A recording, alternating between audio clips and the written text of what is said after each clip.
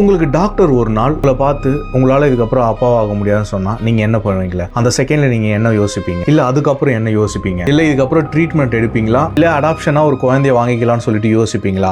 ஆனால் இந்த ஒரு கேஸில் இவன் பண்ண ஒரு கேவலமான விஷயத்தை நீங்கள் கேட்டிங்கன்னா பயங்கரமாக ஷாக் ஆகிடுவீங்க. இந்த வீடியோ முடிச்சுட்டு பார்க்கும்போது உங்களுக்கு இப்படி ஒருத்தர் இருந்தானா அப்படின்னு சொல்லிட்டு உங்களை யோசிக்க வைக்கும்.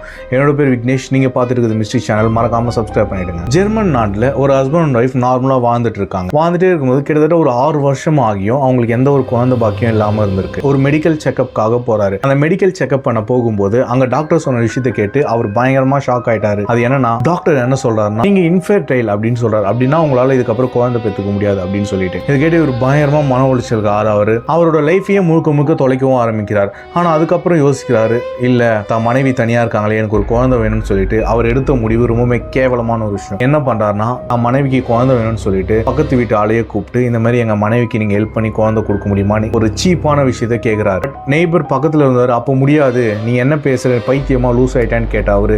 அதுக்கப்புறம் ஒரு 15 லட்சம் ரூபா உனக்கு தரான் அப்படின்னு சொன்னதுக்கு அப்புறம் அவனும் ஒத்துக்கிறான். கிட்டத்தட்ட இது நடந்து ஒரு 6 மாசம் கழிச்சும் தான் மனைவி கர்ப்பமே ஆகலன்னு சொல்லிட்டு அவங்ககிட்ட போய் மறுபடியும் கேட்கிறாரு, என்னன்னா என்கிட்ட காசு வாங்கினல, ஏன் மனைவி பிரெக்னென்ட்டாவே ஆகல அப்படின்னு கேட்கிறாரு. அதுக்கு அவன் எனக்கு தெரியல, சாரி அப்படின்னு சிம்பிளா ஒரு வார்த்தையை சொல்லிடுறான். அதுக்கு இவர் பயங்கரமா டென்ஷன் ஆயிட்டு, நீ என்னை ஏமாத்திட்ட, அக்ரிமெண்ட்லாம் போட்டுமே நீ மறந்துட்டியா, இதை நான் கோர்ட்ல எடுத்துட்டு போய் கேஸ் போட்டு உன்னை எப்படி உள்ள தள்ளுறேன் பாரு அப்படின்னு சொல்றாரு. இவர் வாயில தான் சொல்றான்னு சொல்லிட்டு அவனே எதுவும் கண்டுக்காம நார்மலா அவன் வேலைக்கும் போயிடறான். அடுத்த நாள் அவர் மனைவியை கூட்டிட்டு அவர் கோர்ட்டுக்கும் போறாரு. கோர்ட்டுக்கு போயிட்டு இந்த மாதிரி ஒரு கேவலமான விஷயத்த கோர்ட்டு முன்னாடியும் சொல்றாரு. ஆக்சுவலா கோர்ட்ல இருக்கவங்களே பயங்கரமா திட்டுறாங்க. ஆனா அதுக்கப்புறம் அந்த கேஸையும் எடுத்துக்கிறாங்க. இந்த மாதிரி குற்றவாளியை கூப்பிட்டு விசாரிக்கிறாங்க. இந்த மாதிரி நீ பண்ணியா அப்படின்னு கேட்டதுக்கு, இல்ல நான் அப்படி பண்ணனா, பட் இவங்க சொல்ற அளவுக்கு எல்லாம் பண்ணல, நான் அக்ரிமெண்ட்ல போட்டேன், பட் குழந்தை கன்ஃபார்ம் கொடுத்தே ஆகணும்னு நான் போடல அப்படின்னு இந்த ஒரு விஷயத்த சொல்றாரு. இதை கேட்டு மறுபடியும் அந்த விஷயத்தெல்லாம் கேட்கும்போது அக்ரிமெண்ட்டை படிச்சு பார்க்கும்போது அந்த ஒரு விஷயமே இல்லை, வெறும் இந்த தப்பு பண்றதுக்கு மட்டும்தான் ஒத்துக்கினேன் அப்படின்னு சொல்றாங்க. அதுக்கப்புறம் எந்த ஒரு சாட்சியும் இல்லாமல் இவனை வெளியும் விட்டுறாங்க.